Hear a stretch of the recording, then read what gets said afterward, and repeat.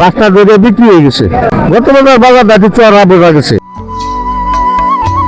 কত ভাই? এটা 200 দিন।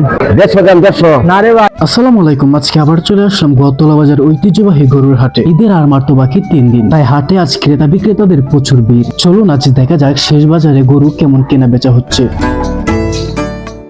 চাচা তোমার গরু কয়টা? গরু আছে 8টা। বিক্রি কি গলির নাকি গলির। আগের বাজারে চাইতে আগের বাজারে কয়টা আনছিলা? 5টা। বেচছো কয়টা? 5টা দরে বিক্রি হয়ে গেছে। আজকে কয়টা আনছো? আজকে আছে 2টা। আগের বাজারের দাম বেশি না এটা? বর্তমানে বাজার দাঁড়িয়ে চড়া বোঝা গেছে।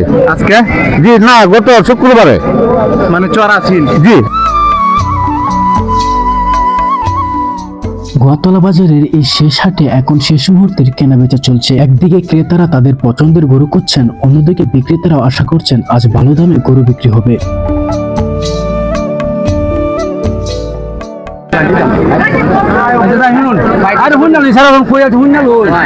আমরা তো ভর্তা নাই বাবু, ভর্তা নাই এটা তো আমরা এলাম না ছিল আমরা অনেক মাছ ধরে করি আছে জান চালান যা। মাল নিলে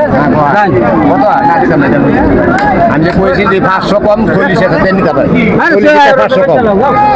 রেলওয়ে তো এইলা কইতাছে বাংতো না না এটা দেখুন কি তো হয়। সঙ্গে আপনি কত বলে আলাপ করতে তো? 39,500।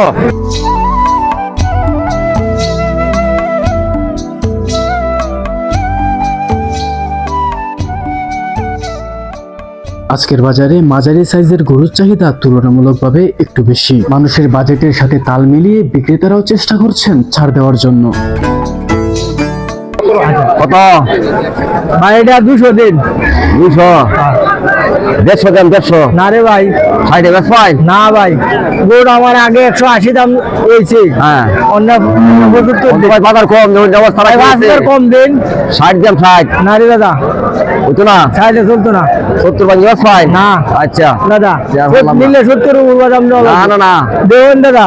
বাজার নাই। গলির মনে হয় না রে। হ্যাঁ গলির ভাই, আমার দেন বেশ কম করে দে যান। কামারের গরু। কইছি 65 ছিল গরু 65 না বাপ নিলে 70 উপর বৌলা বৌলা আইন দাদা ইন্ডিয়া।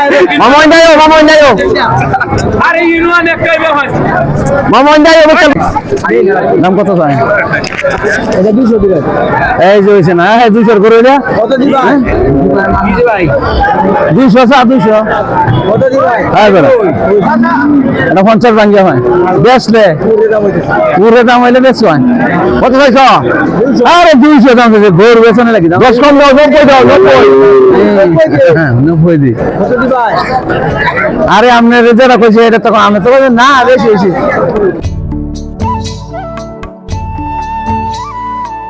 গোয়াতলা বাজারের এই কুরবানির হাট সত্যিই উৎসবমুখর।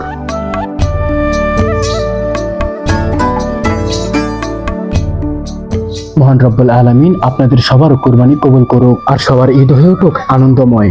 আর আপনারা কে কোন জায়গা থেকে আমার ভিডিওটা দেখছেন তা অবশ্যই কমেন্ট করে জানাবেন।